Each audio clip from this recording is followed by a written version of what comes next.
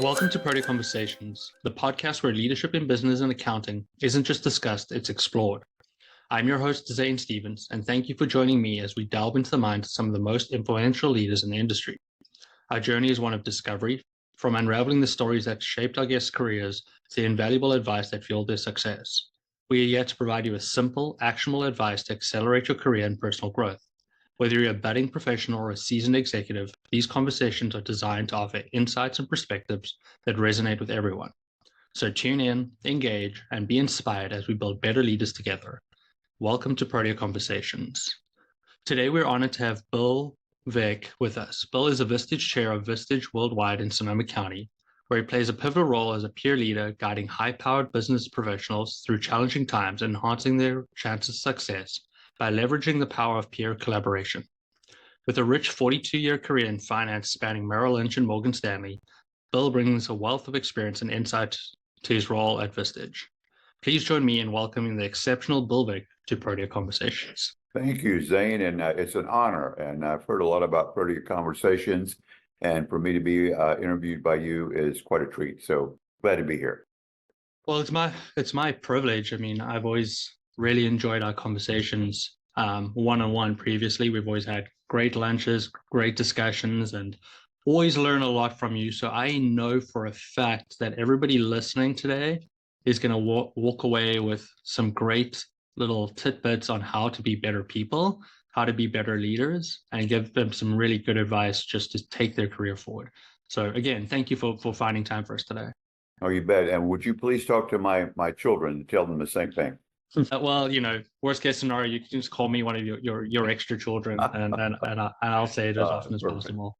Perfect. So, Bill, when I first met you, you were still, in your depths of your career at Morgan Stanley, and sort of looking back in the history, that was a long time between, Merrill Lynch and Morgan Stanley, two of the, biggest firms in the world. How did you get into it? Like, what sort of happened back maybe at high school, college level, maybe after exiting that said, this is the career I want to take? Great question. And I will tell you that I was in the U.S. Navy, got out of the Navy, taught school, was assistant principal.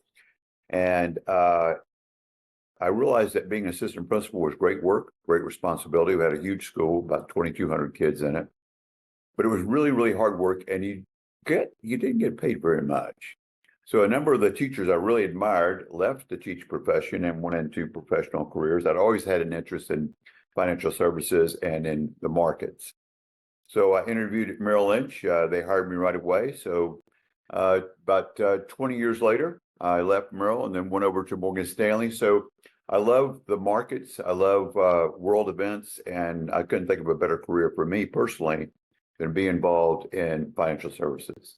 Yeah, so let's take it all the way back to the beginning. So you started your career at the Navy. Is that sort of where everything started? How long were you in the Navy for?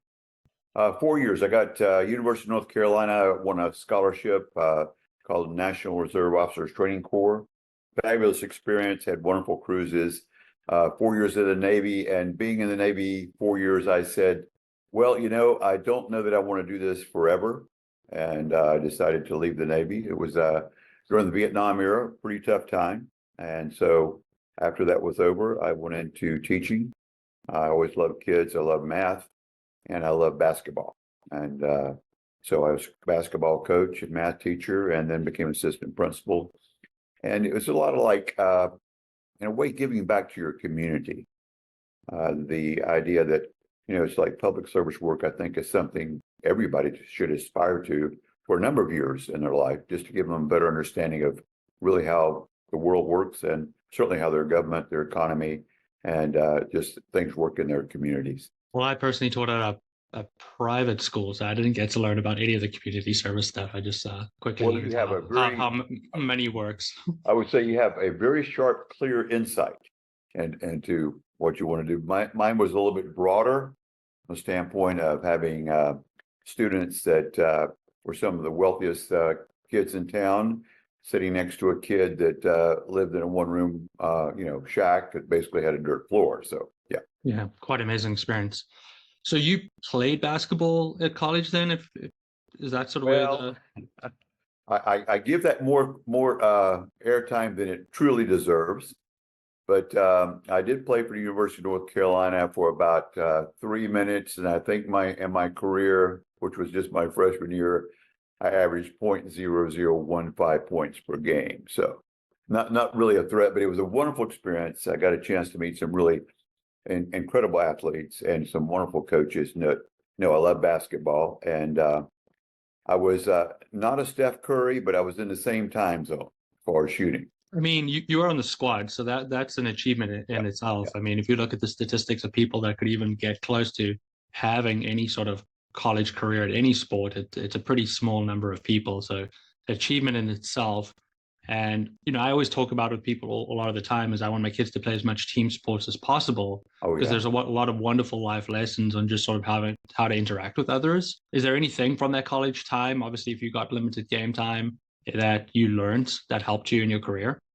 It's a great question because I oftentimes, as you go through your life, you think about the things you did or did not do. And one of the things that I learned from that experience, I wish I had worked harder and done more. Had I done that, I'm pretty sure I probably would have played for 4 years. I don't know that I would have been a starter, but I certainly would have had a key role in the team. So that's a little bit of a regret. And I think, having some regrets in life is kind of like living your life and trying different things. No, for sure. And the work hard part is such an important lesson for everybody because we all have to remember we can't be the best, but we can work harder than the rest. And if you are working harder than the rest, opportunities and doors will open for you. Plenty of success stories, not only in sports, but in business and in life, doing exactly that, Zane. It's a great point to make. Oh, great. So you were teaching at high school, assistant principal. You went off and you got a job at Merrill Lynch, but talk me through how did that actually take place? It's very hard for me to picture if I was a teacher right now, how I'd be able to make that transition. What sort of college background did you have? Did you take additional classes? What is the process to make that what it sounds like a giant leap? It was a giant leap, and because I had a very secure position, being in education and had gotten education certificates, degrees in advanced studies. I love kids, love school. However, there's more to life, and at least for me, there was. And so I said, well, actually, I can remember sitting in a restaurant one day and writing down the plus minus Ben Franklin. If I stay here, this is a plus. If I go there, maybe it's a bigger plus or it's a minus. And deciding, okay, you only have one life to live, so you better live it. And I was quite surprised at how quickly I was accepted by Merrill Lynch. Wonderful firm, hardworking, just a fabulous experience. And so I got accepted right away. And it was, in some ways, it was faster than I had thought it would be. But in hindsight, it was a real blessing. I'm assuming when they sort of made that leap for you, because it would have been a leap for them as well, not just you taking the career choice, it took into account that you've obviously got the public service, you've worked hard, you were in the Navy and obviously learned a lot of great values and hard work again over there. So I'm assuming part of it is going, hey, we think Bill is going to be a hard worker and we can work with hard workers. Absolutely. In fact, I'll never forget Joe Feldman, one of the Merrill Lynch brokers, and I'm coming in to start my career. And I said, well, Joe, how do you get your clients? And he said, oh, Bill, I'll show you. And he reached behind him, pulled out the yellow pages, put it on in front of him, says, go get them, Tiger. So the idea was that, you had to make your own way, which was the challenge. And so consequently, a number of people were called to that work, but it was a weeding out process over time. So it was like, it's Super Bowl Sunday, it's Sunday afternoon, and instead of being at a Super Bowl party, you're at the office dialing and getting ready for the week, and you have no idea what the score is. You're doing your work. And if you really like what you're doing, you in fact love what you're doing, and the idea of being involved in world markets, financial markets, and then helping people, it wasn't that hard. It seemed like a sacrifice, but if you're willing to make it, the rewards are tremendous. Now, I mean, for context, this wasn't in the late 70s or the 80s, right? So there's no internet, there's no quick way there's no email even at that point, right? To Well, be able to you're reach out to these dating me people. now, Zane. You're making me a senior citizen, which I definitely am. But at the time, we had the Bunker Ramo stocks and bonds going across from the New York and the American Stock Exchange. And the big exciting thing in our world was when a tiny little screen, I mean, literally about the size of a little bit bigger than my watch, was in the corner of the room, and you could actually get a quote on IBM if you waited 30 seconds and would pop up. I'd be, wow, look at that. No phones, no computers, nothing else. It was snail mail and personal meetings and that kind of thing. And certainly wireline telephones. Those old ones with the Oh cords yeah, wrapping exactly. around you as you're Rotary walking and dials, man. pacing. Rotary dial still That's does. what we Okay. upticked. We had the punch dials. You had punch dials, great. I think when I was growing up as a kid, we still had rotary dials in the house. I don't think Oh yeah, we eventually got a punch dial, and then the phone just disappeared. they Oh, great. I mean, it's hard for me to even comprehend that world because, when I came out at my first job, they're like, here's a laptop. This is how you connect to a network. This is the internet. This is your email. And that's basically like going to be your life and blood of your whole career. And that's how you're going to connect with people. So just talk me through like what your day-to-day process would look like in terms of just reaching out to people. we know what you say. I think is something that's been lost because the speed of communication today with our iPhones, our computers, our watches, you name it, and with AI and everything else that's happening, the CEOs I deal with, the people I deal with, are almost overwhelmed. One of my favorite expressions is everything all the time at once. And that's what we're experiencing today. And I'm not sure that the average individual can handle all that kind of information. So I say rotary dials and telephones and in person, it gave a chance for the individual to discern and deliberate and make communication, I think, more meaningful because they had thought about it a little bit. Today, we react very quickly. I mean, you can look at what's going on with all the media, with Meta, Facebook, TikTok. We're getting ready for an amazing election coming up, and so the flow of data, I'm not sure you can call it really good information, is just overwhelming. Certainly it's overwhelming for my children and grandchildren, and I'd say something was lost in that period of time. But the world moves forward; it always does. So.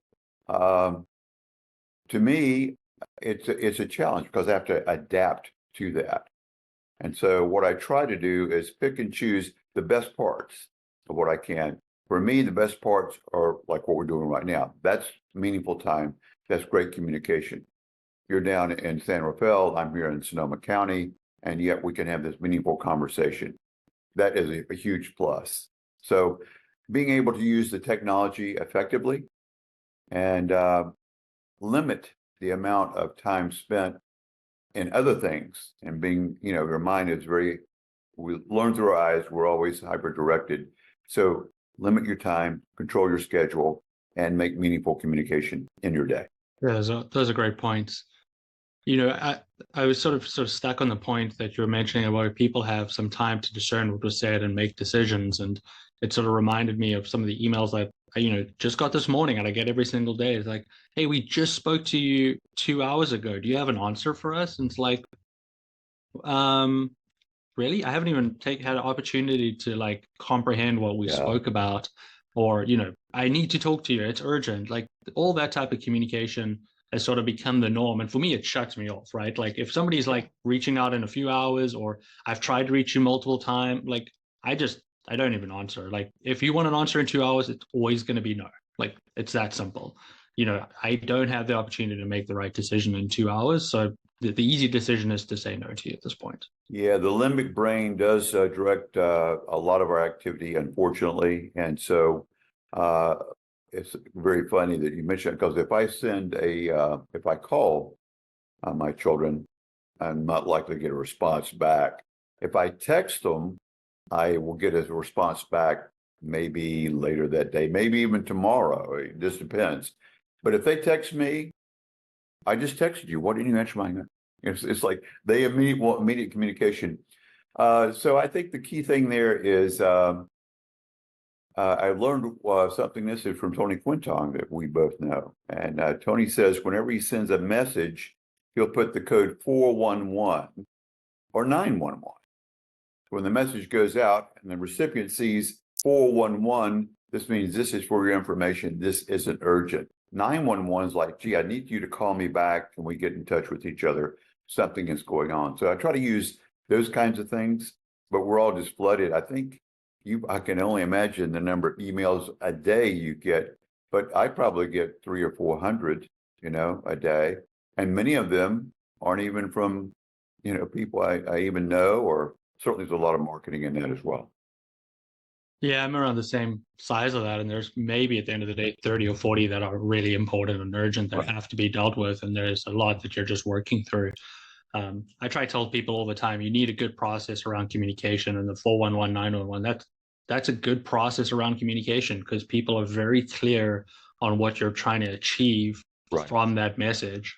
And a lot of the times, I think that's what's lost. We're just shooting messages out without any structure or process, which deteriorates the level of communication. It's what we say the limbic brain. I think I reached out, I should get immediate response. If I do this, and the world doesn't work that way. And particularly when everyone is flooded with those kinds of messages.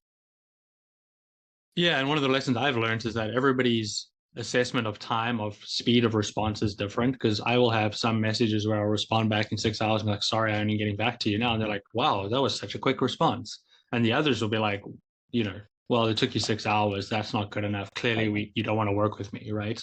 And you're going to have those broad differences in people's opinion, and it's just their sense of urgency or their sense of time. Right. I think the key to it is have folders and certain people that are really, really important to you. And if they communicate, then you're going to take a look at that and maybe respond a lot faster. One of the speakers we have for our Vistage group was Jan Lehman, CTC Productivity.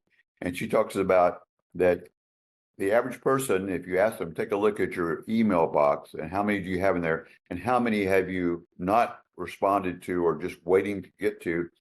And the numbers are very large. And so she talks about the fact that segment your day, certain parts of the day, you look at that, you use folders, and then try to spend 45 minutes a day in which you're not bombarded by anything to allow your mind to be clear, to think, and do the things that you need to do. Yeah, great advice. So you were at Merrill Lynch for almost 21 years, and then you decided to go over to Morgan Stanley. How did that decision come about? It was a challenging decision and a hard decision to make as well. But the industry from when I started to present day has changed, just incredibly changed.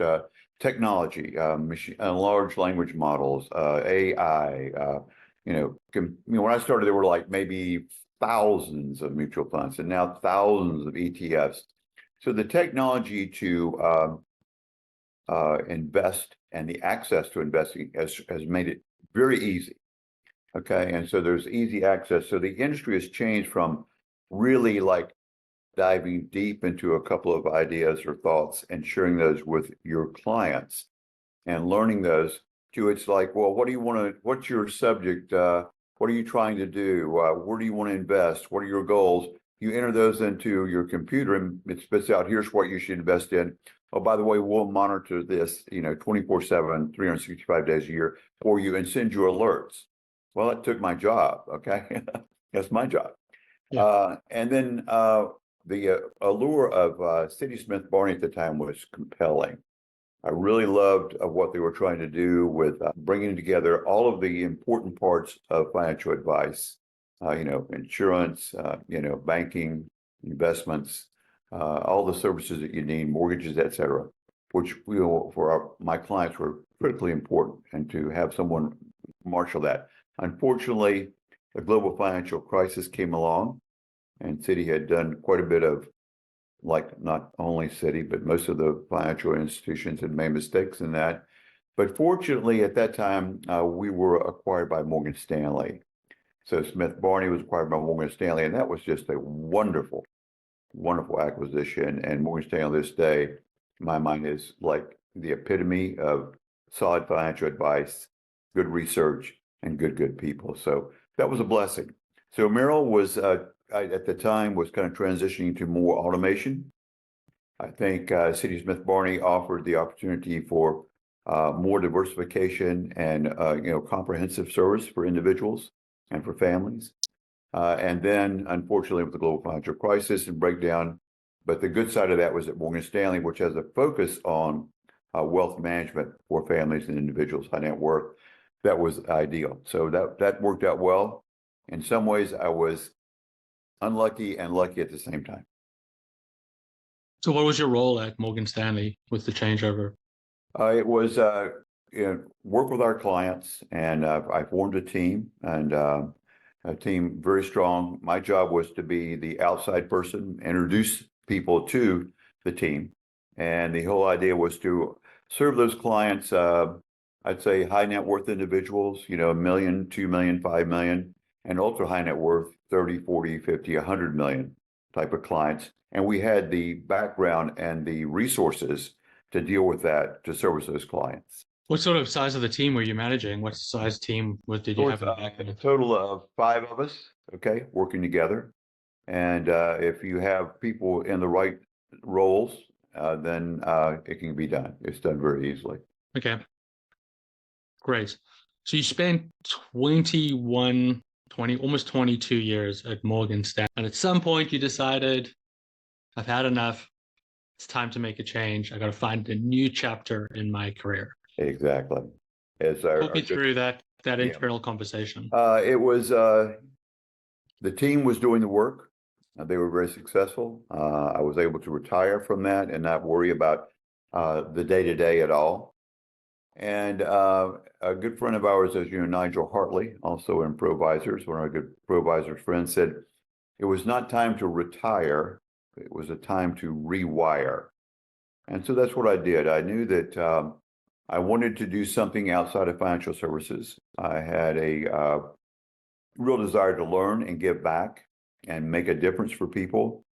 So a number of people in ProVisors were members of Vistage, and I'd heard of Vistage, didn't know much about it. So I talked to a couple of people. I talked to Cindy Mascaroni, who is a Vistage Chair now, was a ProVisor member, Joe DeLucchi. I talked to former group leader Bernard Lauper, and he said, "Bill, that would be an excellent, you'd be a good chair." So I talked to Cindy, talked to the people in San Diego with Vistage, and 2.5 years later, I have my own Vistage group, and I'm thrilled to death with it. It gives me a chance to keep learning and to give back to the community, and then use some of the knowledge I have, and more importantly, the knowledge that the Vistage platform has, and share it with CEOs in the local community. So it's exciting for me. Just for everybody's information, what is sort of Vistage and what are they trying to achieve? Well, I'll give you a 65, almost 67 years of history here in a minute and a half. Starting with 7 old guys, let's call them what they is, 7 old white guys, okay, in Minnesota. They all had different businesses. They all had similar challenges. Oftentimes, they weren't able to get the feedback that they'd like, either from their employees or competitors or family, whomever. So these guys would meet once a month and chat about, well, I've got this challenge, or, the economy's doing this, or I'm thinking about selling or new products, et cetera. And they called their group the executive committee. Well, fast forward from 1957, when they started that and with Bob Norse in Minnesota, to present day, we now have 45,000 members in 35 countries. And I just went to a meeting in San Diego. There were 800 chairs from all around the world.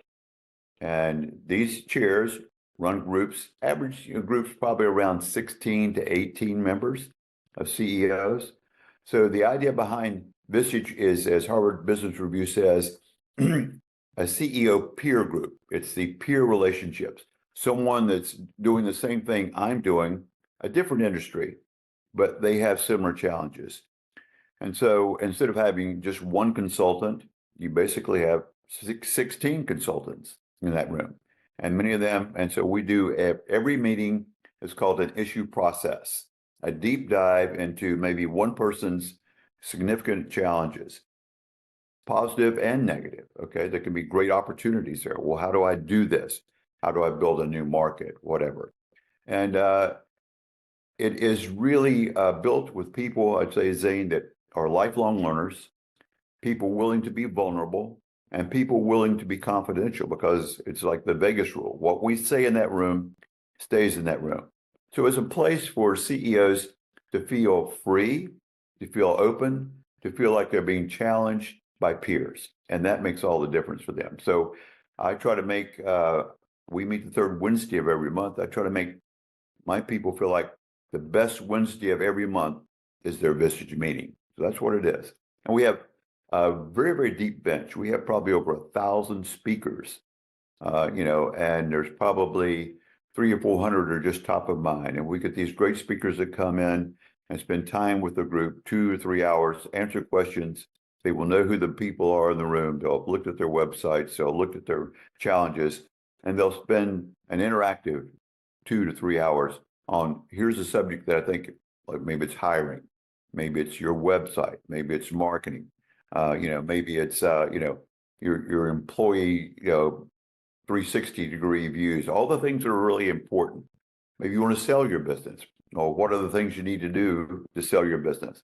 And a number of ProVisor members have had an opportunity to speak to the group as well. So it's shared knowledge in a safe environment that makes a huge, huge difference, I think, for people. So in summary, it's a group therapy for CEOs, really. I would say therapy is an excellent word, Zane. I know I get some therapy out of it a lot of times myself. No, I mean, there's a lot of benefits. The studies show it. I mean, anytime I have a conversation with somebody that's in a similar role as mine, and we're just talking about a business, I take the opportunity to try to reach out to other accounting business owners and just have conversations about our challenges.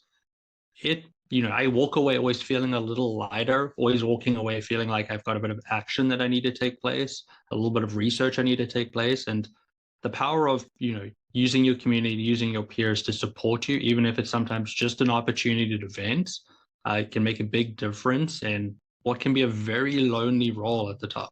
Zane, you're like a poster child for this, and I have an opening in my group. I would love to. Maybe one day when I am a CEO, I will join your group. At this point, we'd like to give you as the CEO. I will try start thinking of myself as that as well. So you've been doing that now for just over 3 years, is that correct? Mm-hmm. Actually, it'll be 3 years in September. 3 years in September. Okay, great. Grown a group, seems like a successful one. I have spoken to some people who've spoken to your group who are overwhelmed on what an amazing experience even that portion of it is. I haven't spoken to any of your members, but just the opportunity to be in front of these people, share their knowledge. I know that's been a great experience. Would you say that it's been the right move? No question about it. I've shared with my family, and everybody's wishing, well, Dad, what are you going to do, and so forth. And I will tell you, Zane, I wish I had known about Vistage probably 10 years ago. And certainly the learning that I have been exposed to doing this with my CEOs, wonderful people, is that a lot of learning I would have liked to have had when I was going through my career. Just the emotional intelligence aspect of it alone. The things that I did, what's so-called how you react to your work and your life is based on the what's called FOO, family of origin, what you learn growing up, what you learn in your school, and so forth. And then you put in these roles in your life, and that FOO is how you react to things. Well, there's a lot more to it than that. And, as much as you love your smart family and all the education you've had, there may be more that you don't know. So I would say that one of the great things for me has been the learning I have personally experienced by having these speakers. And we have about 20 networks within Vistage that if you are in construction business, you're in a nonprofit, whatever kind of industry you might be in, you can go into the Vistage network, ask a question or say, I need this, or can somebody introduce me to this? Well, it goes to 45,000 people all around the world. So you might have a question related to something here in Sonoma County, and somebody from England says, here's what I did. great example. I went to San Diego for the Chair World. We had 800 chairs from around the world there. I'm at breakfast before our next meeting starts at 8:30. I met Simon Lewis from Dubai. Okay. Well, Simon Lewis worked with Emirates Airlines and the people who do all the service work with them. And for the CEO, he did a certain amount of work over about 8 to 10 years, greatly improved their productivity and the overall operation of Emirates Airlines. Well, he was one of my speakers. My last meeting, midnight in Dubai, Simon Lewis comes on and spends an hour and a half talking about, net promotional scores that are critically important for your business and also for your employees. That's the kind of power that's available. I mean, that was in a 15-minute breakfast, and yet in that 15 minutes, we connected. Here's an important story. Oh, by the way, this relates to a speaker I've got coming up this month on KPIs, okay, and how to get things done. Boom, and fits right in. So it's a powerful network of real live information, kind of boots on the ground, what works, what doesn't work. So for me, it's been a great learning experience. Yeah, that is amazing. I mean, being able to get that depth of knowledge from other people who have done it before. Yeah. But I think what I even like more about the sort of width that you have it is, a lot of times we get very much stuck in like, this is our world. And it tears down some of those borders. And when we experience things outside of our normal world, it helps us make better decisions because we can take into consideration what other people might be thinking, how they're reacting, because their experiences are very different to what our experience have been in life. And I think that helps with that emotional intelligence, but it also helps improve the ability to make decisions because you aren't looking at everything sort of through a peephole. You're opening it up, looking at the horizon. Absolutely a great point. I can't emphasize enough the emotional intelligence. And one of the things, one of our keynote speakers several years ago, and I encourage everybody to take a look at this book to find out about themselves as a parent, as a husband, a father, a mother, a leader. Find out about yourself, who you are. And I wish I had known this many, many years ago. But Shirzad Chamine wrote a book called Positive Intelligence. And I recommend reading that. It is incredibly impactful. And what it does is it teaches you how to not listen to all the voices in your head. Now, some of them aren't your friend, as a book called Powers of Mind many years ago said, your mind is not necessarily your friend. And so what happens is if you have an emotional situation, you default to the food, family of origin, I'll do this. And then, as Shirzad Chamine points out, you have these voices inside of you.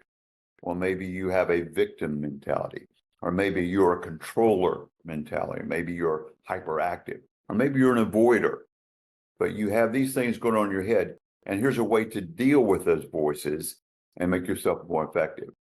So the ability to share that kind of knowledge, and as I like to say, and we talked about it earlier, all the flood of information and lack of discernment, slow that down and start with yourself first, and then you can be much more effective and kind of cool your jets, as we used to say.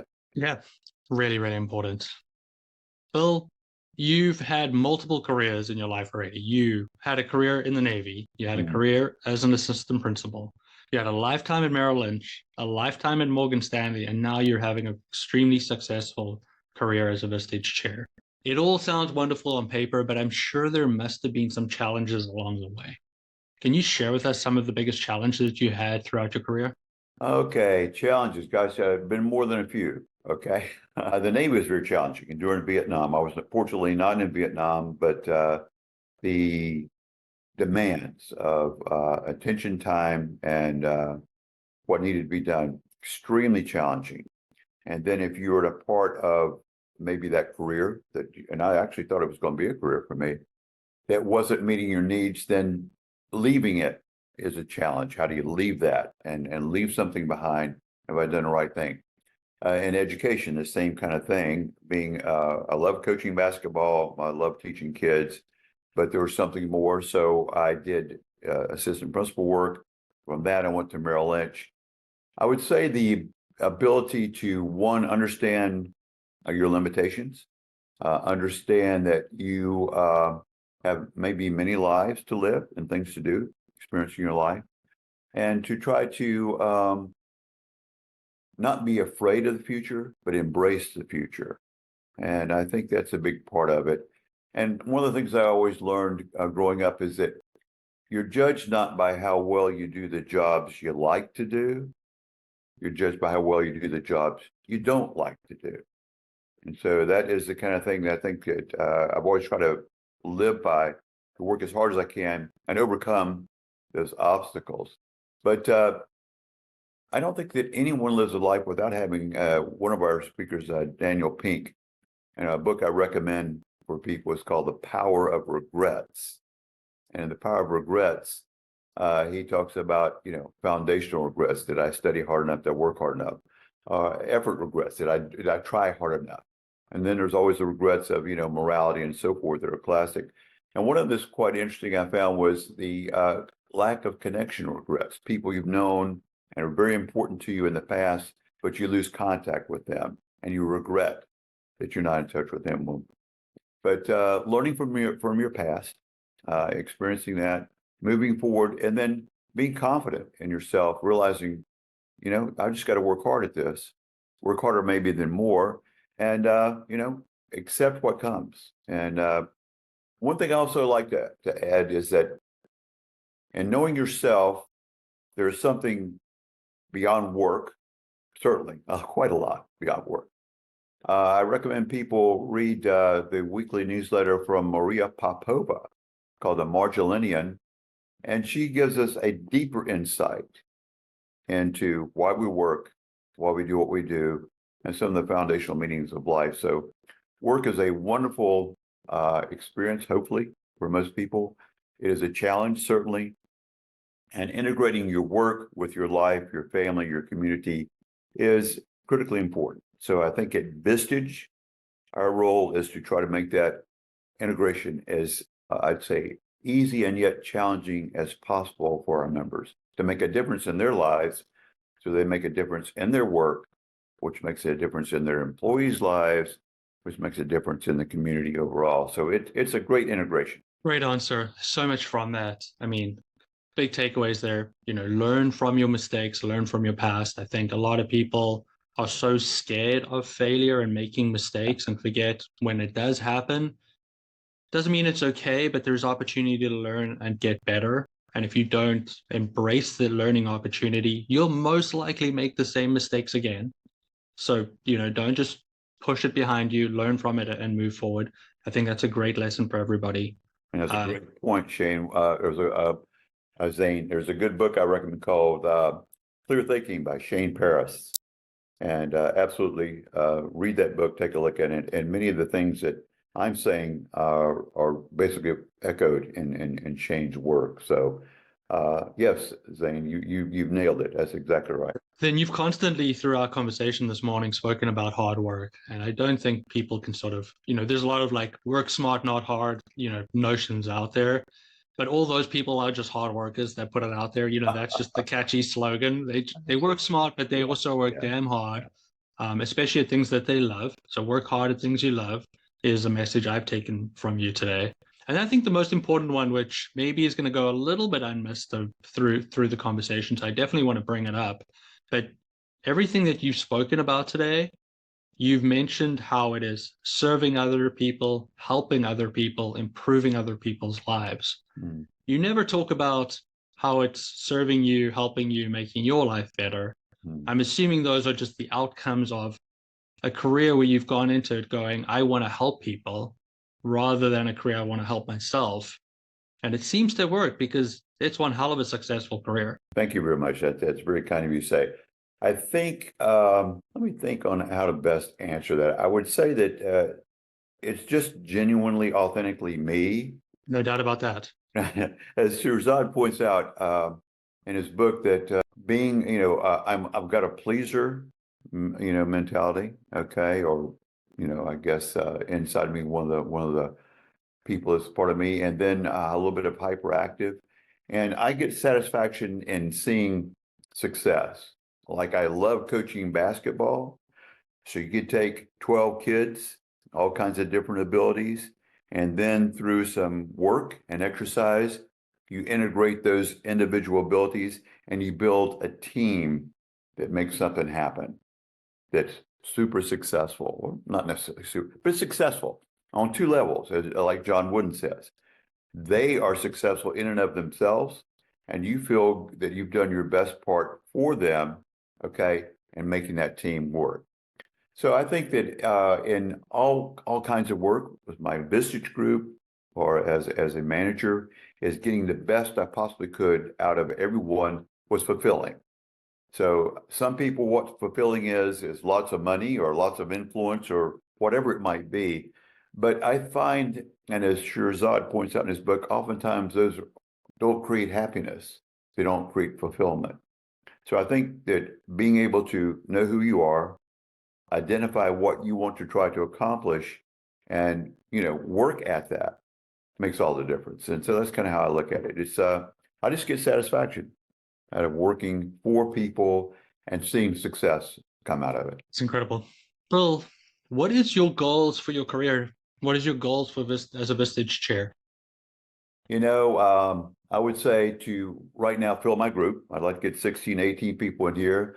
There are some people I know and provisors that I think would be excellent chairs, and I'd like to recruit some of them. In fact, I'll have a call Friday with Vistage in San Diego, and I have 3 people in mind, and 2 of them are provisor members to see about getting them as chair, because I'm so convinced that the message, the integration of the community leaders and their businesses and the community itself is greatly enhanced by the Vistage platform. And if we can get more leaders out there to spread the word and get the knowledge around, I think it'll make a big, big difference. That's a great goal. Well, if I was a new leader starting out today, taking on my first team, what advice would you give me to be a better leader for the people that I'm serving? Understand them. Or understand yourself first. Okay. Why are you doing this? Secondly, try to truly understand the individual. I think that if we look at, I think Harvard Business Review did this, one of the classics of Harvard Business Review is what motivates people.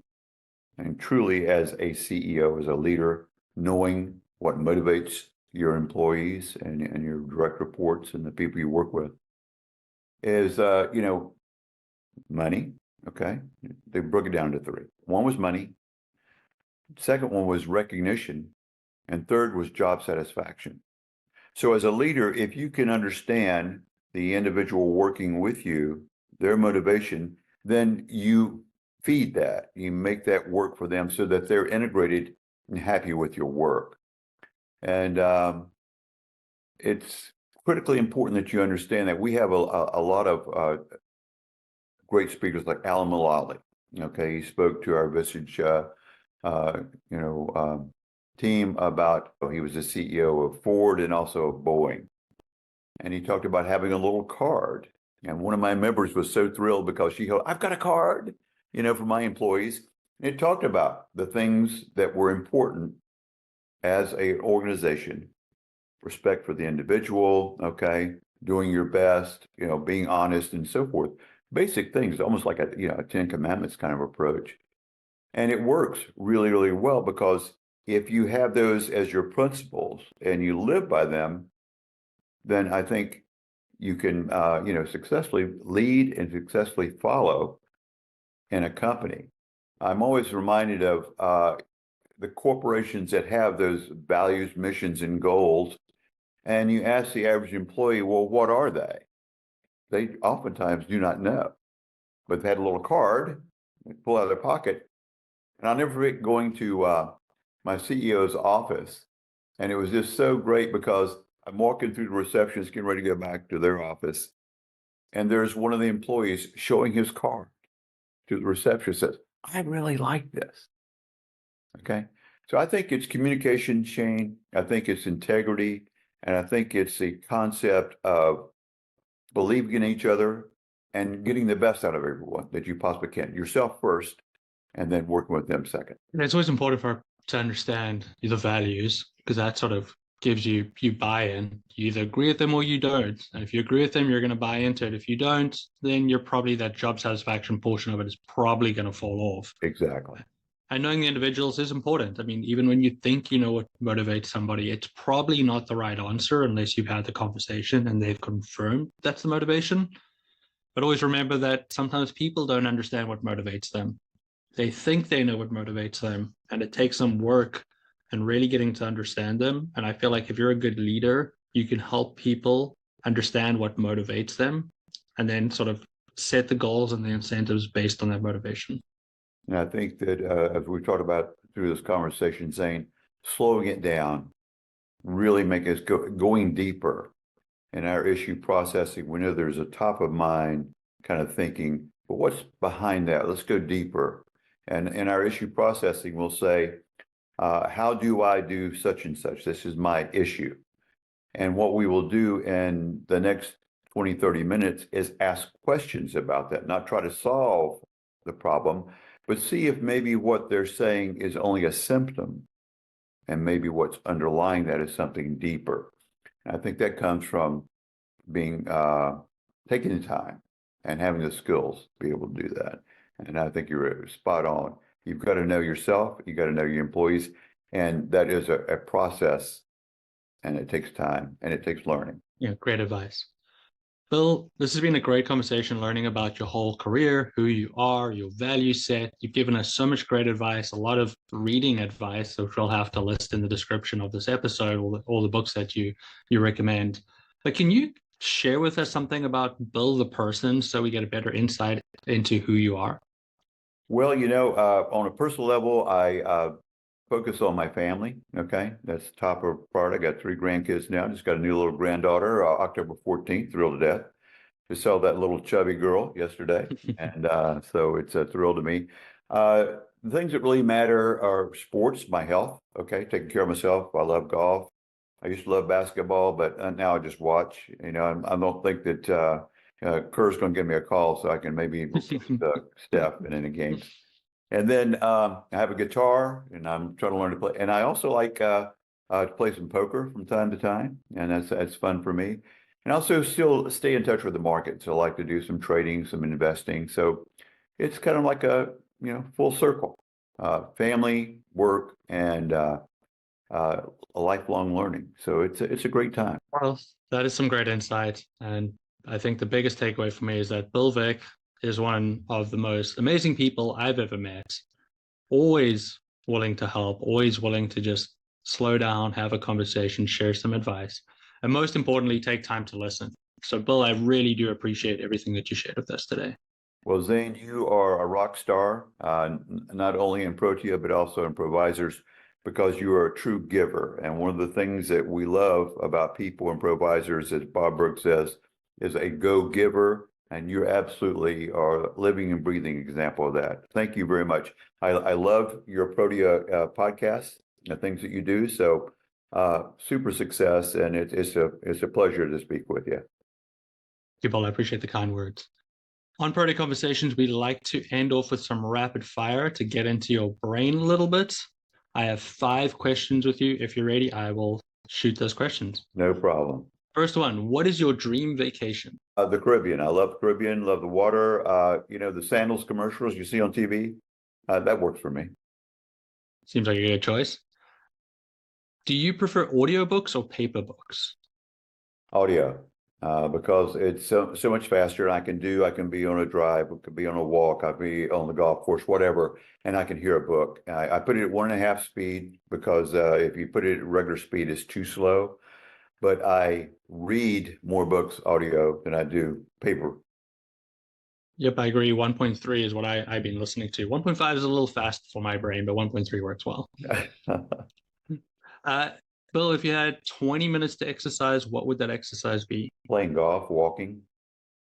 20 minutes, I wouldn't even finish the first hole in 20 minutes based on my game. I would say probably yoga. I love yoga. I probably do yoga 3-4 times a week. Back behind that would be like rowing. I love rowing. Right. Those are all wonderful options. What is your favorite piece of technology that you currently use in your life to make your life better? we're on it right now. My MacBook Air, I just got a brand new one. Zach Mizell of Wooden Spoon said, Bill, I was talking to Zach and showed him my old computer. He said, get a new computer, Bill. Mine was 6 years old. So this is state of the art. I love it. So yeah, I find if I can integrate everything, messages, family, pictures, entertainment, whatever, into this one source, and I really like the Apple program, then it works for me. And try to keep it simple. Right. Last question. As a kid, what was your favorite meal? Very simple. Cheeseburger, man. Cheeseburger. Can't go wrong with the cheeseburger. Yep. The American favorite. Great. And with that, we end another Protea Conversations. Thank you for joining us in the journey of learning and inspiration. Today, we've gained insights from our guest and taken another step towards understanding the diverse tapestry of leadership in business and accounting. Remember, each conversation is a step towards the positive transformation of business leaders. We hope our discussions has given you valuable takeaways to apply in your own career and life. Don't forget to subscribe to Protea Conversations on YouTube and Spotify so you never miss an episode. We'd also love to hear your thoughts and experiences, so connect with me on social media channels. I'm most active on LinkedIn and would love you to join the conversation. Join us next time for more engaging stories, advice, and conversations that matter. Until then, keep striving for excellence and embracing growth. Thank you for listening, be kind, and goodbye from Protea Conversations.